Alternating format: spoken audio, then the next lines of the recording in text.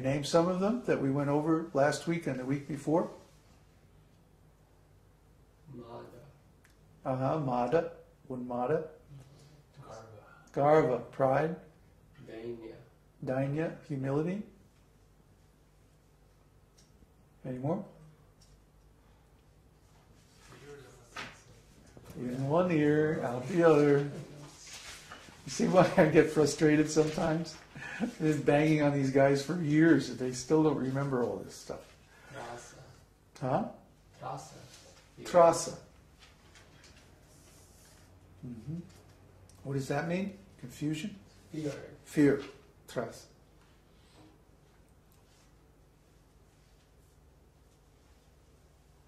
So the combination of all these complex factors within the heart of the devotee gives rise to the phenomenon of bhakti-rasa. Bhakti-rasa is a very complex phenomenon, and we are dealing with the parts, the elements of bhakti-rasa, all these different bhavas. So we should know these terms, we should be familiar with these terms, and we should also contemplate them within our own hearts as we perform our devotional service. See how they work, see how they operate.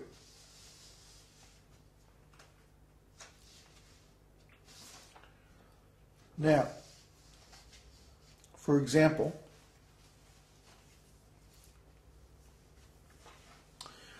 the Sthāyi-bhāva. We're going to have to describe the Sthāyi-bhāva in more detail in a later class, because the Sthāyi-bhāva itself is also complex. Okay? The Sthāyi-bhāva has several different levels, 7 different levels actually. We talked about this. Remember I made that chart, 7 levels of consciousness or energy in the different chakras? But when we're talking about these 7 levels of energy or intensity in relation to the Sthāyi-bhāva, oh, good grief. Why do they always call right in the middle of satsang? I think it's because the connection failed. Anyway, where were we? When the Sthāyi-bhāva, when the mukhya-rati is increasing in intensity, it goes through 7 levels. And the 7 levels are called sneha, mana, pranaya, raga, anuraga, bhava, and mahabhava. And they all have particular symptoms by which they are known in each of the 5 Sthāyi-bhavas. Okay, so we'll have to go through that one of these days and discuss all of that. So when the different levels of intensity of the Sthāyi-bhāva combine with all these different tastes of the vyabhichari bhavas and vibhavas and anubhavas and so on, this produces a very complex emotional taste, which has all these different aspects and elements. And this is bhakti-rasa.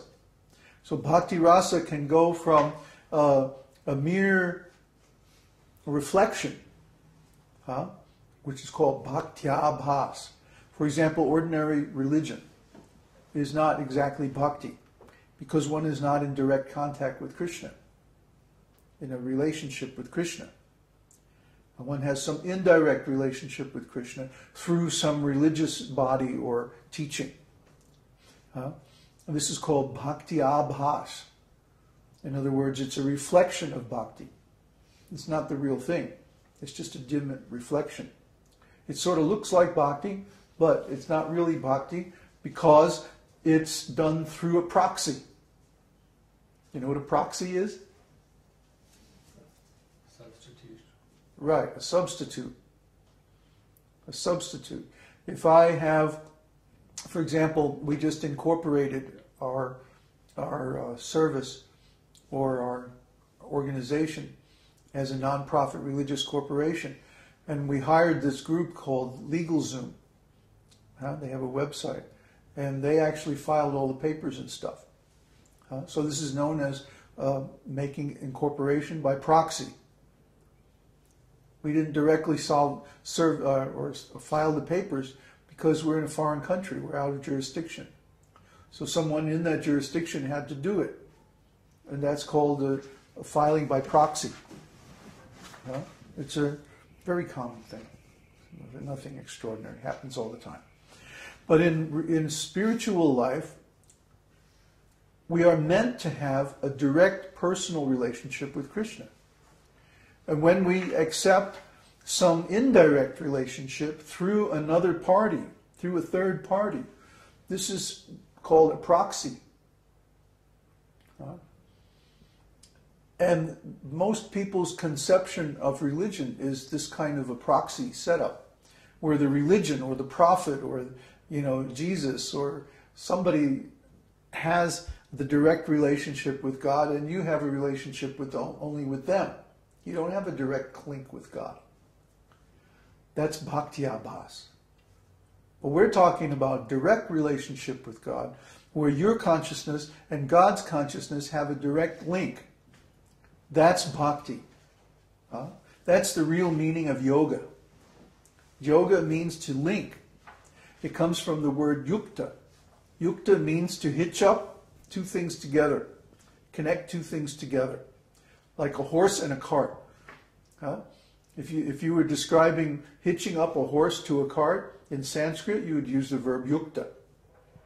Yukt is the word root. So that same word yukt becomes yoga. Yoga means to hook up, link, or connect the individual soul with the super soul. The living entity with the Supreme Lord, or the self with Krishna. That's yoga. Any other meaning of yoga is derivative and indirect, and again becomes a proxy situation instead of the real thing. So now, bhakti-rasa is a combination of all these complex tastes and elements, different types of consciousness.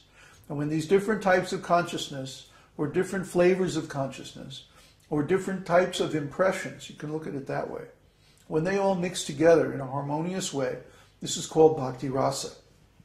Now there are 12 flavors of bhakti-rasa.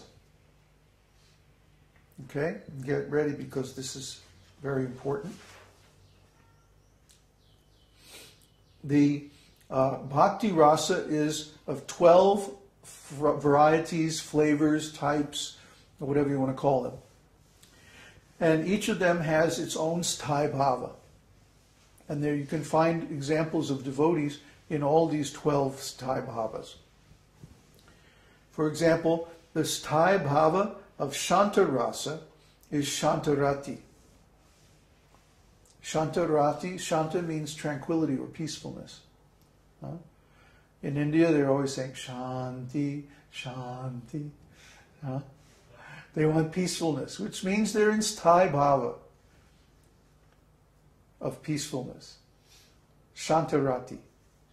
Śānta-rasa means neutrality. It means we don't have a service relationship with the Supreme, but we adore Him from afar. And we want peace. Give me peace. Well, this is a very sort of indirect relationship with Krishna. Yeah. Even though, for example, a good example of these are the great sages in the heavenly planets. They meditate on Krishna for thousands of years, sometimes. And then sometimes Krishna will come and visit their planet. And when He does, they're like, offering obeisances and like that. But they don't offer direct service. Their conception of God is that God is already complete. He has all potencies. He has everything He needs. He's completely self-satisfied and He doesn't need us. So we simply worship Him from afar. Śānta-rati. Then the Sthāyi-bhāva of dāsya rasa is dāsya-rati, affection in servitude. Hanuman is the typical example of dāsya rasa. Hanuman, his affection for Lord Ramachandra was exemplary and overwhelming. And he would perform sometimes 3 or 4 services at the same time. Hanuman is just amazing. With one hand he would be fanning the Lord, and with his tail he'd be holding an umbrella over the Lord, and with his other hand he's rubbing the Lord's feet or something, and several services, and at the same time he's praising the Lord by his speaking nice prayers and so on like this. So Hanuman is the example of the servant.